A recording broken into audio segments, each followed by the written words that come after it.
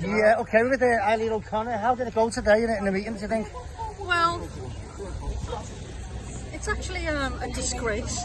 I submitted my questions on the 2nd of July, given a clear 5 working days before this meeting on the 10th. And then I got told that I'd missed the 12 o'clock cut-off.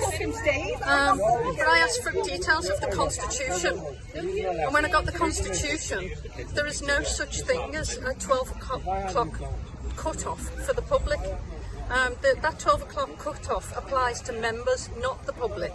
So I've actually put a complaint in and said this could even be classed as being unlawful. My questions were submitted in good time and a day in advance. Can you tell us what your question is now? Because you read it out now. Yeah, just need to get my glasses on. It's to do with the Stephen Thomas case that's gone to the High Court. And these are the questions that they wouldn't allow me to.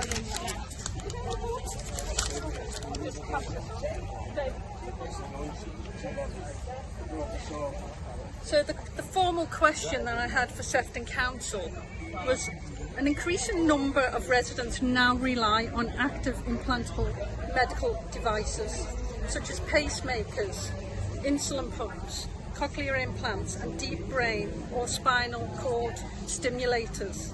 These life-saving technologies are known to be vulnerable to electromagnetic interference (EMI) from radio frequency RF emitting infrastructure, including mobile phone masts and 5G transmitters. The UK Health Security Agency has acknowledged that the risk and advises that the users of these devices must avoid exclusion zones around RF emitting infrastructure.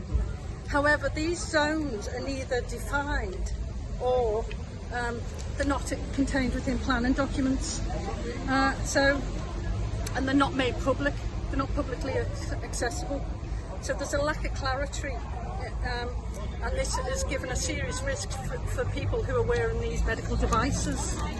So I wanted to know that children and people with metal implants and individuals with pre-existing health conditions, many of them who are unknowingly being exposed to these harmful levels of radiation, and given that the Court of Appeal on the Stephen Thomas versus the Cheltenham Borough Council case, where the judgment confirmed that a failure to consider the known risks of RF radiation, especially in relation to wearers of these devices and other vulnerable individuals, constitutes an error of the law in the planning decisions, and this ruling establishes a legal precedent for all councils, and this must now be observed.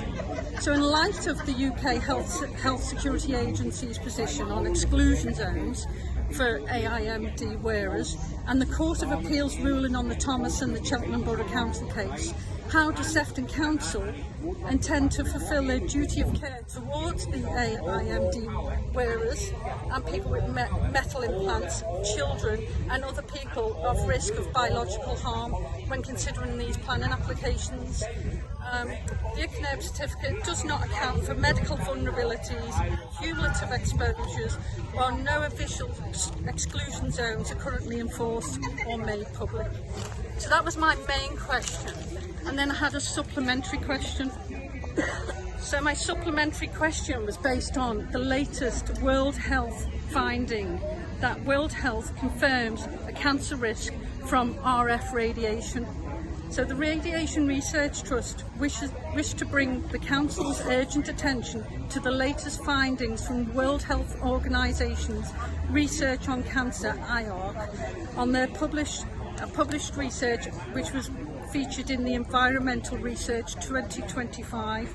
This comprehensive, systematic review concludes that RF radiation causes cancer in laboratory animals, and the findings significantly strengthen IARC's original 2011 classification of RF radiation as a Group 2B possible human carcinogen. In light of this evidence, many doctors and scientists are now calling for RF radiation to be reclassified as a Group 1, a known human carcinogen, raising serious concerns for the adequacy of of the existing public exposure limits and the need for the precautionary policy in planning decisions.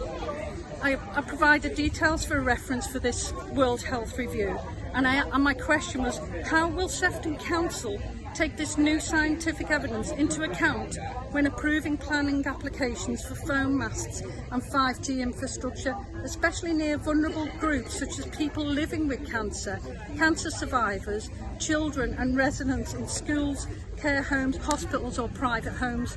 In light of this emerging scientific evidence, will the Council update the plan and policy to better protect public health?